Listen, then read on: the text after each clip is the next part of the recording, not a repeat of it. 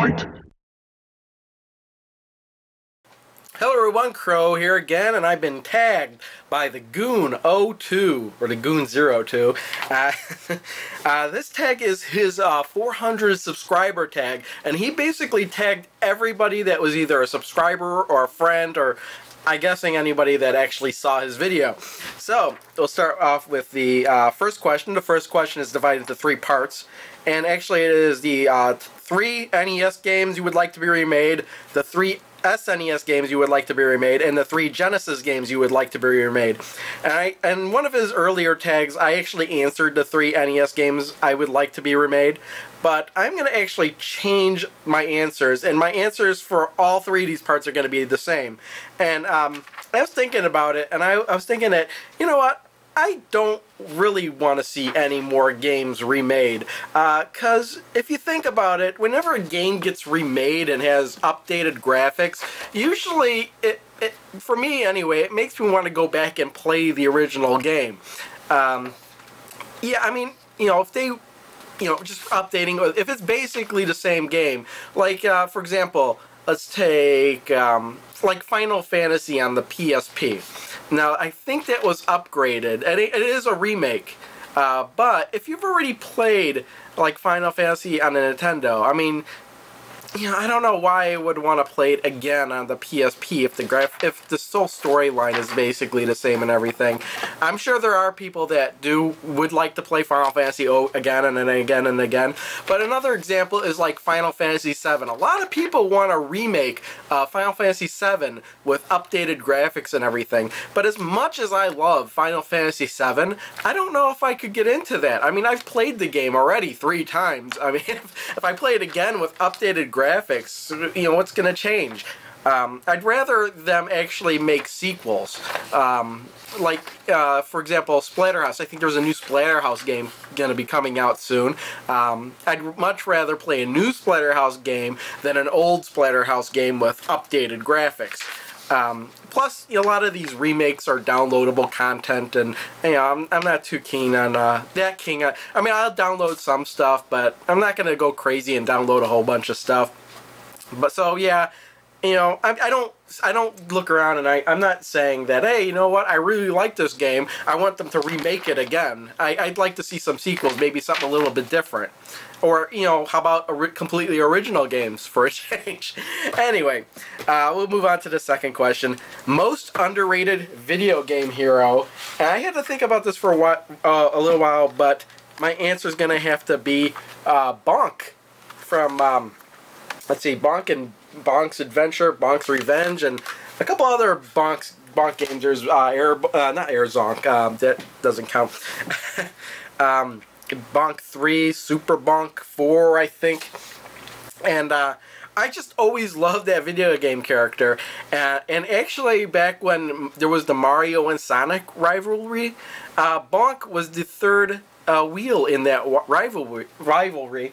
And actually, when they were coming out with Super Smash Bros. Brawl, and I heard that Sonic was going to be in it, I was kind of hoping Bonk would be in it too, because that would be awesome. I mean, nowadays we have the Sony versus Microsoft versus Nintendo, but back then it was, for me, and anyway, it was Sega, Nintendo, and NEC, and each one of them had their own game mascot. And you would just love to see all those mascots go at it together. Nowadays, Nintendo's got Mario, and then we got the Nintendo's got Mario.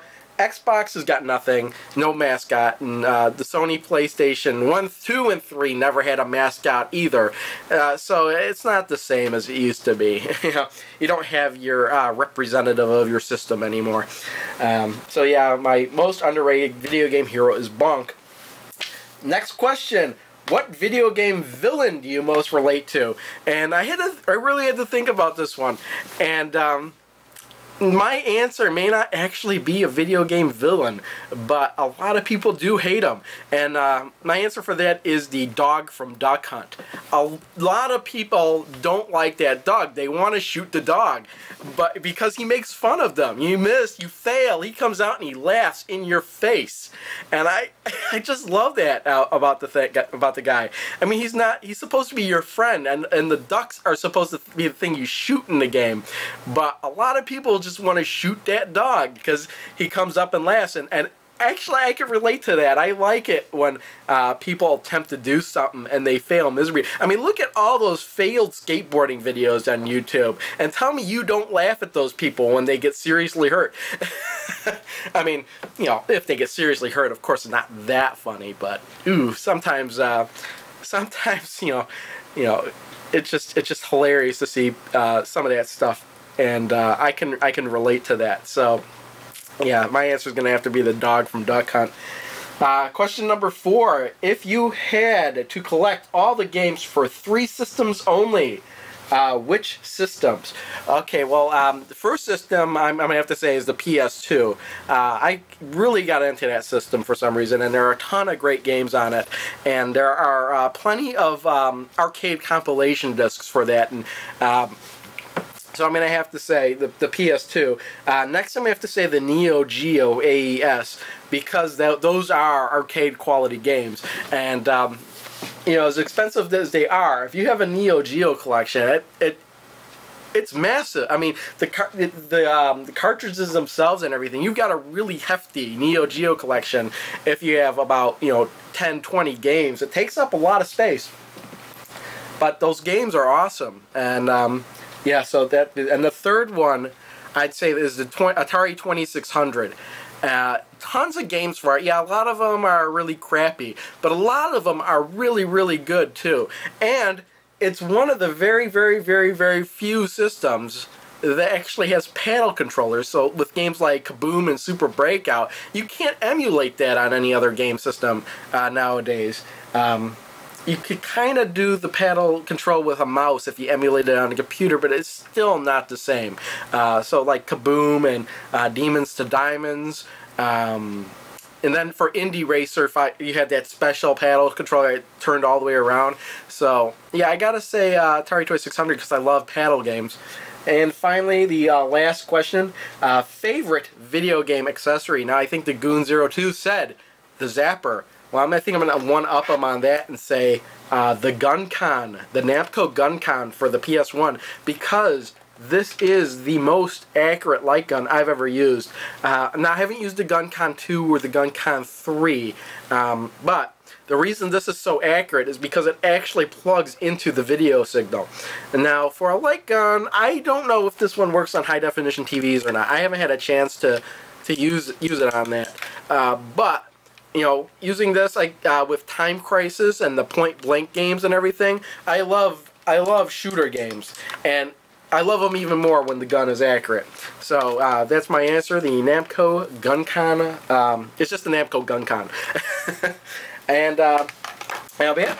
Thanks for the tag, goon02. Check out his channel if you like it. Just go right to his 400 subscriber special and respond to his tag as well. Until next time, see y'all later. Bye. Inattentive service and brutal assault with steaming eggs marked my visit last week to what was formerly one of my favorite breakfast places.